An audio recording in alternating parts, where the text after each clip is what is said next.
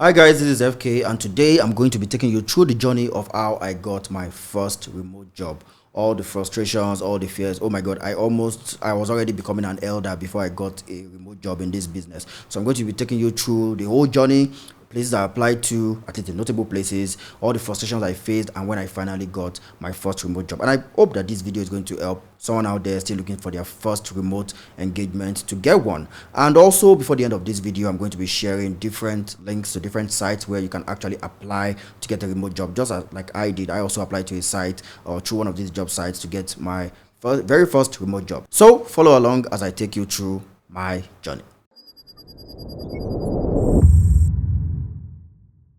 So since the beginning of my career, I started my career around 2010. I've always loved the idea of working from home. So as I finished school, I just went straight into freelancing. That was like 13 years ago. I just started freelancing.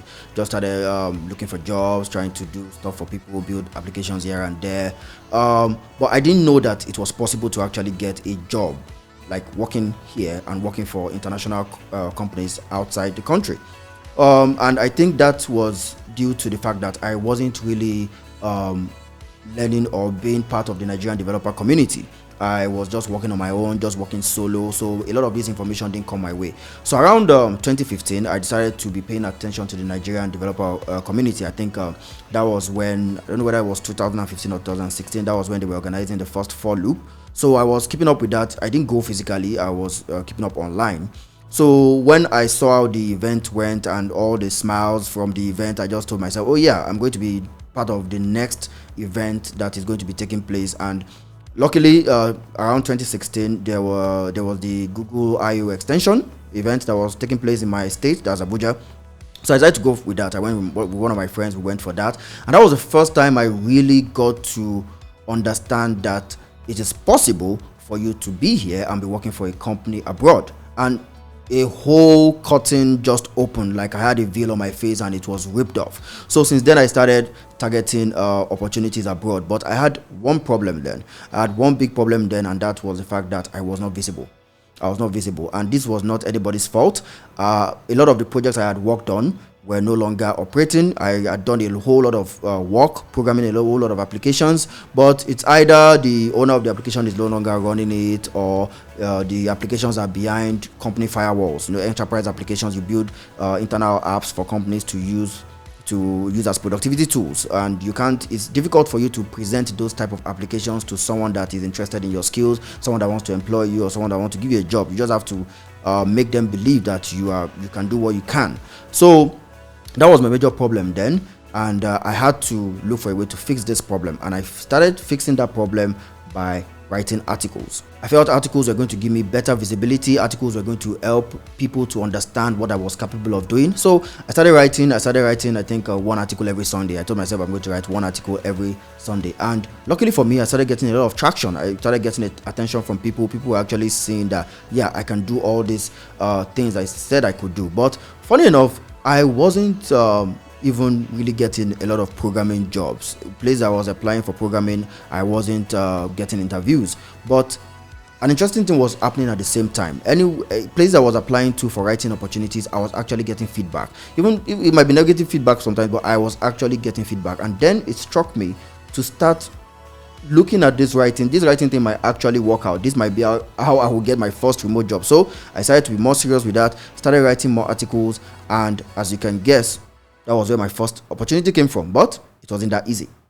So because of the new discovery I made through writing, I started applying for more writing jobs. I started applying to companies that needed a technical writer. Yeah, that was the job role I was applying for, technical writer. I started applying to different companies that had the role of a technical writer open. So one day on Twitter, I luckily found this tweet by someone working at Auth0, and she was asking for technical writers to join her team. So I decided to apply to that, and luckily for me, I got an interview. That was my very first professional job interview. I got an interview, and the first task in the interview was for me to go through a coding test. I was asked to develop something that calculates, I think, the number. I can't really remember, but I did a coding test, and so I passed that, and that took me to the next stage. And that's when I got to meet one of their employers, and I went through that interview. Long story short, I didn't get it. Yeah, I think there were like 5 levels, and I crashed out at stage 3. But luckily for me, because of the stage I had gotten to, I was offered a guest writing role. I was told that, yeah, sorry you didn't get this opportunity, but if you won't mind, we love your skills and we feel that you can fit well into our guest writing program. And oh my god, to me that was better than nothing. I grabbed that. They were going to be paying me 350 per article, so I just grabbed that and I started writing. So that was my very first remote paying gig, not a job, but my very first remote paying gig, which then started building the blocks towards my very first job. So in as much as getting a remote gig was fair, I wasn't going to settle for that. I still wanted a remote job. I knew the kind of salary I wanted to be getting, so I was not just going to settle for a remote job. So I kept applying, and oh my god, you have to really develop a thick skin if you're going to be going on this journey, because I got a whole lot of disappointment. A whole lot of disappointment, and I'm going to be running you through some of the notable ones. I'm going to be running you through some of the notable. I'm even going to be ignoring all the letters of rejection. Let's put that aside. Those were numerous. I'm going to be running you through the notable ones. So I think the first was top tile. I got into top tile. I scaled like 3 or 4 of their stages until I got to the remote coding exercise, and I don't know how they expected me to complete a whole pricing widget with animation in 15 minutes, but that was what they gave me. Yeah, that was the task they gave me, and I think they first gave me a progress bar. I was supposed to finish this progress bar, plain JavaScript, plain everything, and do it under 10 minutes. So I was able to get across that. Then I went to the pricing widget, 15 minutes. Pricing widget from scratch with animation, and to make matters worse, they didn't allow me to use my coding editor. They made me use CodePen. So I was coding online. So, and you can imagine, that was not a familiar environment for me, and internet issues often made the experience to be a bit frustrating. So that was top tile. Crashed out of top tile. I think they gave me another try, but that was just worse. They gave me another try after 3 months. I practiced only to perform much worse. So after that, I got Gigstar. Yeah, I got Gigstar. They kept sending me emails that they were going to reach out to me, but they just eventually ghosted me. So Gigstar, that wasn't a big experience. I was just ghosted, which is another thing that can happen to you when you are looking for these remote jobs. Then there was Odd0. I know I've already talked about Odd0 the other time, but Odd0 was a pretty interesting story. So I was able to get the remote, that's the guest writing opportunity, and I was doing that on the side. But then I think a year or 2 years after, I saw the opportunity come up again. So I told myself, oh yeah, let me do this once again. I applied, and luckily for me, even though in retrospect I don't know whether I could actually call it luck, I was just contacted by phone. I was contacted on phone, and the lady asked me, yeah, is this your name? Are you Fikayo? Yeah, I am. And have you applied for this role before? Yeah, I have applied for this role before. And she was like, oh, you did well the other time. You don't worry, you don't need to go through all those stages that you went through the other time. We'll just interview you for the final 2 stages. But just give us some time. We're still trying to see if we can hire from your region, from your country. I think she says country specifically. And I had some sort of mixed feeling. Yeah, I was happy that I don't need to go through all those beginner interviews at first, but then I was totally at their mercy. I don't know the rules that were going to guide, or whatever criteria they were using to determine whether they're going to be hiring from Nigeria. But a month after, I got disappointing email. They told me that they are not looking at our country to hire at the moment, which is another thing you would get to experience, especially someone coming from Nigeria, coming from Africa, coming from this region. Most of the time, a lot of our countries are kind of not within their hiring scope. So it was pretty disappointing knowing that they even recognized the fact that I did well in the previous interview, and they were ready to move me on to the as a preferred candidate, sort of. So yeah, that was Odd0. So then at the time, I even had this guy that contacted me through someone he worked with on Fiverr. The guy had given him a very good impression about Nigerians and our work ethic. So he said, hey, why not pick a programmer from Nigeria? So I started talking to the guy, and he was going to hire me. And when I told him my preferred salary, he didn't even argue. I was super happy. I was already setting up myself for the job and everything and all that. I even sent him a bill for the project we were going to do before he hires me to start maintaining that project, and everything was going smoothly until once again I was ghosted. Yeah, I was ghosted. In fact, I think I still have the guy's message in my phone that is dating back to like 5 years now. So there's going to be some ghosting. So just like I said, develop a lot of thick skin. You need like 9 lives to survive this search. Then after then, I think, yeah, I also had an interview with dev.to. Yeah, that's a popular developer blog. Dev.to, I also had an interview with them. I think I went through 2 stages, and after that I crashed out. I can't even remember what their reason was, but probably one of these generic reasons is like, oh yeah, we have seen other candidates that better suit the employment and all that. Well, they moved on, and the one that hurt me the most was Gatsby. Yeah, Gatsby. I applied to Gatsby, and that was when I just left my job to focus fully on content creation, because content creation was even making me more money than my day job. Then I was the team lead at the software company. I was being well paid, to the level of my country, but I started doing a lot of content, and I was getting really paid from there. So I decided to focus on that, since I even enjoyed that more. So 2 months after that, I applied to Gatsby, and the funny thing was that I first got a rejection email. Around 2 p.m. of that very day, and I was like, well, yeah, one of those things, no hard feelings. But then 2 hours later, I got another email asking me to come for an interview. So it was pretty confusing, but definitely I was going to follow the email. I don't know how the other one came, but I was going to follow the email that said I was going to be interviewed. So we started that, and I was told there was going to be 5 stages. I first spoke with the HR, and she just outlined the process just to get things clear. And I was feeling really good. I went through that process, and one thing they did, which I really loved, was that they always send feedback after every interview, to even tell you how you performed. So after the chat with the HR, the feedback was wonderful, though no promises or anything. Then I was moved on to the next stage. The next stage, I got to do a writing test. Yeah, I got to do a writing test. I got to actually meet the person I was going to be working with, and she gave me some writing test, and I passed that, and the reply was amazing. Then I moved to the coding challenge. That's for the technical interview. I also met with the interviewer, who was also very wonderful. All these interviews were wonderful. I don't know. It was a wonderful experience, and I did the technical interview. Also came out in flying colors and everything. And they were always, I'm not judging myself. They were always telling me in the feedback email, which they send like tops 2 hours after your interview. They send it back and they tell you, wow, this was a wonderful experience talking to you. We're moving you on to the next stage. In fact, the last positive email I got from them, they told me that they were excited and waiting for my candidacy. They were excited about my candidacy rather, and cannot wait for me to join them. So imagine the kind of belief I would have been having already. And then I did the personality interview. And it also went fine. It went so fine. The lady interviewing me told me that I'm looking forward to seeing you soon.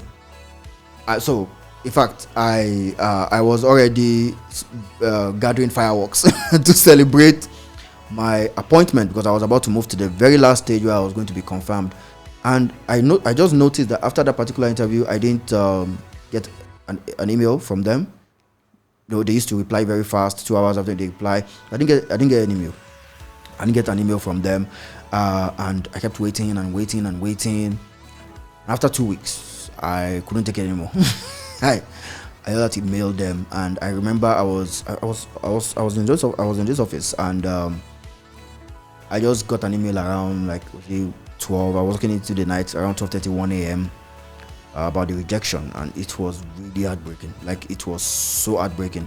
I don't think, because of all the disappointments so far, I had developed this kind of shield to protect myself against all the numerous rejections. But they made me open up my heart more to the fact that this was finally going to happen.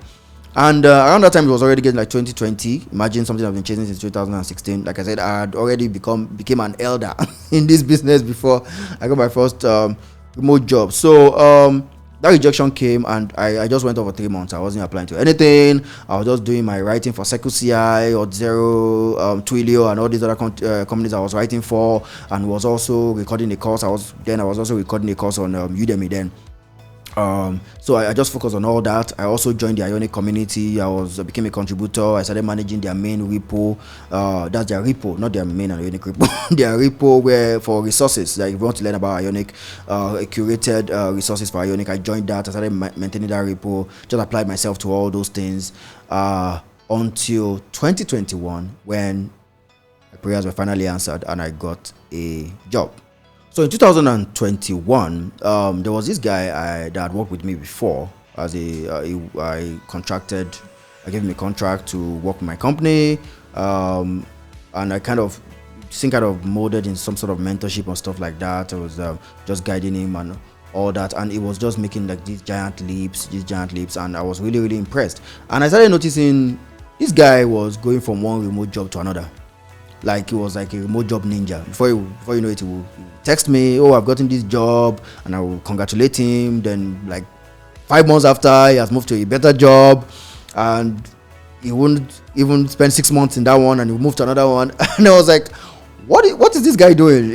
He was way younger than me and all that. So I just killed my pride. I just killed my ego and everything. I was like, I don't send. I am going to ask this guy how he's doing it. What are you doing? How are you getting these opportunities? And then it wasn't like there was a super formula to it. He just told me, oh, this site, I got a good number of my opportunities from this site.